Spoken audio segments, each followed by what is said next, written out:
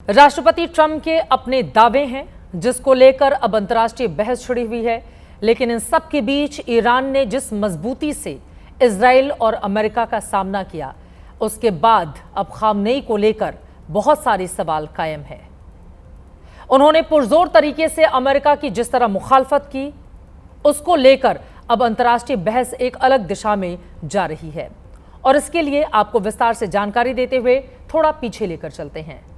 साल 1989 से अब तक 36 साल पूरे हो चुके हैं। ईरान में सुप्रीम लीडर की कुर्सी पर आयतुल्लाह अली खामनेई की ताजपोशी बरकरार है।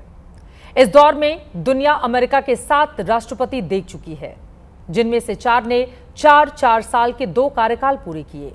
सीनियर बुश और जो बाइडेन को ही इकलौता कार्यकाल नसीब हुआ था। वहीं डोनाल्ड ट्रंप का दूसरा कार्यकाल मौजूदा वक्त में चल रहा है। डेमोक्रेट्स हो या रिपब्लिकन, हर कोई खामनेई की सत्ता को ईरान से उखाड़ने की कोशिश करता रहा, लेकिन किसी को भी सफलता हासिल नहीं हुई। ईरान इजराइल युद्ध के जरिए ट्रंप ने इतिहास बदलने की कोशिश की, लेकिन उनके हाथ भी खाली के खाली रहे।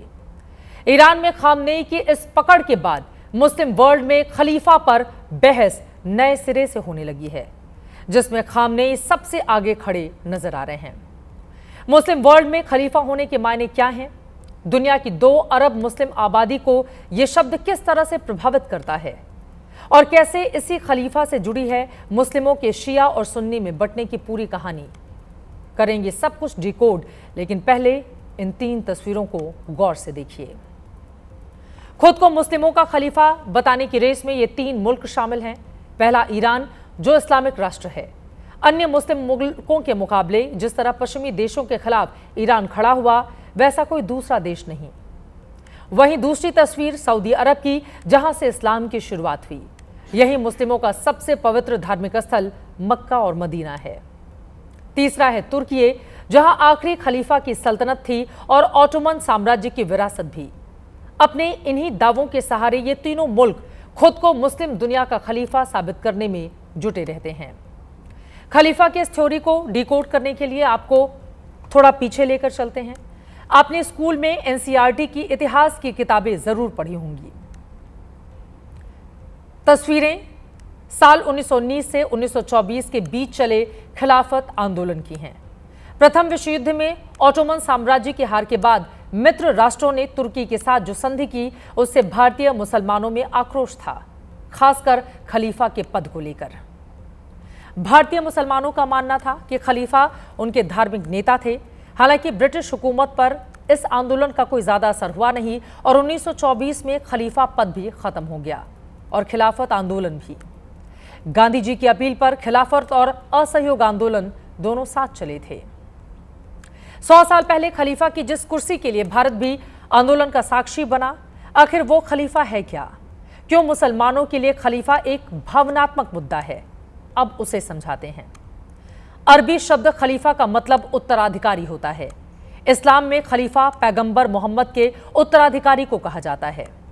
खलीफा मुस्लिमों का सबसे बड़ा धार्मिक और राजनीतिक गुरु होता है। 570 ईस्वी में सऊदी अरब के मक्का में पैगंबर मोहम्मद का जन्म हुआ था। 40 साल बाद 610 ईस्वी में पैगंबर मोहम्मद को ज्ञान की प्राप्ति हुई। उन्होंने इस्लाम धर्म का प्रचार प्रसार किया। वो इस मिशन में जुटे रहे और सऊदी अरब में इस्लाम फैल गया। साल 632 ईस्वी में पैगंबर मोहम्मद गुजर गए। उन्होंने अपना उत्तराधिकारी नहीं चुना था। इस्लाम में नेतृत्व का संकट गहरा गया। 2 गुट आमने सामने आ गए। एक गुट उत्तराधिकारी पैगंबर मोहम्मद के परिवार से चाहता था, जो शिया पंथ कहलाया, और दूसरा गुट पैगंबर मोहम्मद के सबसे करीबी शख्स को उत्तराधिकारी चुनना चाहता था, जो सुन्नी पंथ कहलाया। यहीं से शिया और सुन्नी मुस्लिम की खाई बढ़नी शुरू हुई थी। हालांकि ज्यादातर लोग सुन्नी गुट के पक्ष में थे और उन्हीं की ज्यादा चली। इस तरह पैगंबर मोहम्मद के करीबी अबू बकर पहले खलीफा बने, दूसरे खलीफा उमर बने, तीसरे खलीफा उस्मान और चौथे खलीफा अली बने। इन चारों खलीफाओं ने अपने दौर में इस्लाम को सऊदी अरब से निकालकर मिडिल ईस्ट में फैला दिया। चौथे खलीफा अली पैगंबर मोहम्मद के दामाद थे। 1661 में अली की हत्या कर दी गई।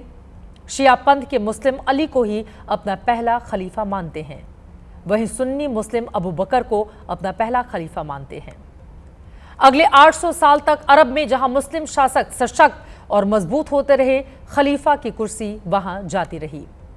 साल 1517 में ओटोमन साम्राज्य ने खलीफा की कुर्सी पर अपना दावा किया।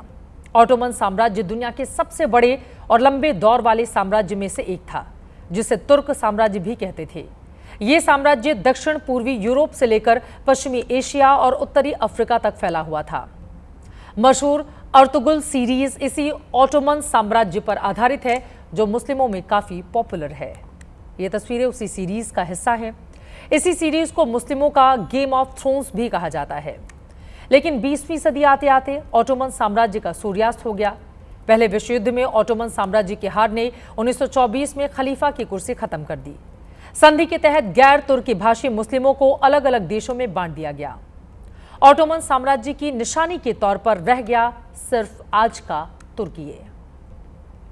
मौजूदा राष्ट्रपति रेसेप तैयप एर्दोगन इसी ओटोमन साम्राज्य के स्वर्णिम दौर को वापस लाने का वादा कर अपनी राजनीति चमकाते रहते हैं। हागिया सोफिया मस्जिद इसका ताजा उदाहरण है। 2020 में एर्दोगान ने इसे म्यूजियम से मस्जिद में तब्दील करवा दिया था, जिसे 1934 में मस्जिद चर्च विवाद के बाद म्यूजियम की पहचान दी गई थी। वहीं 2019 में पाकिस्तान और मलेशिया को साथ लेकर भी एर्दोगान कई बार मुस्लिमों का अलग गुट बनाने की कोशिश कर चुके हैं। एर्दोगान भले ही रूढ़िवादी विचारों को बढ़ावा दे रहे हों, लेकिन तुर्की नाटो का भी सदस्य है। मुस्लिमों के कई मुद्दों पर तुर्की की चुप्पी खलीफा की कुर्सी पर उनके दावों को कमजोर कर जाती है। ईरान शिया बहुल मुल्क है और सऊदी अरब सुन्नी बहुल मुल्क। खलीफा की लड़ाई में शिया और सुन्नी का आधार भी है। सऊदी अरब का खुद को मुस्लिम देशों का खलीफा कहने के दावे के पीछे है ये धार्मिक स्थल मक्का और मदीना, जहां पैगंबर मोहम्मद का जन्म हुआ और जहां से इस्लाम की शुरुआत हुई।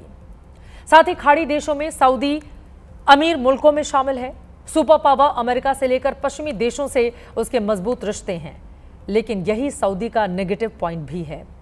ईरान बताने की कोशिश करता है कि सऊदी पश्चिमी देशों का पिछलग्गू है। ऐसे में जो खुद किसी की गोद में बैठा हो, वो कैसे मुस्लिमों का नेता हो सकता है। वहीं दूसरी तरफ 4.5 दशकों से प्रतिबंधों के बावजूद ईरान अमेरिका के खिलाफ मजबूती से खड़ा है। मुस्लिमों के भावनात्मक फिलिस्तीन के मुद्दे को जोर शोर से उठाता रहा है। शिया बहुल ईरान पश्चिम विरोधी सुन्नियों की मदद कर रहा है। फिलिस्तीन सुन्नी बहुल आबादी वाला इलाका है। ईरान पर हमास जैसे सुन्नी संगठनों की मदद के भी आरोप हैं। फिलिस्तीन मुद्दे के जरिए ईरान ने सुन्नी मुसलमानों को भी काफी हद तक प्रभावित किया है।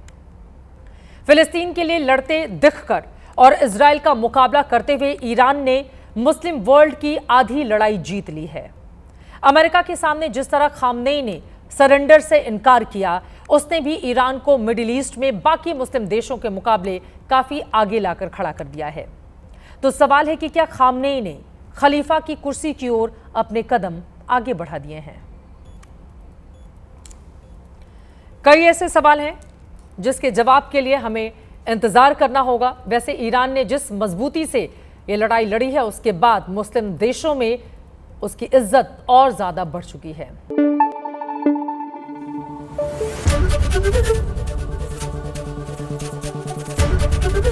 एबीपी न्यूज आपको रखे आगे।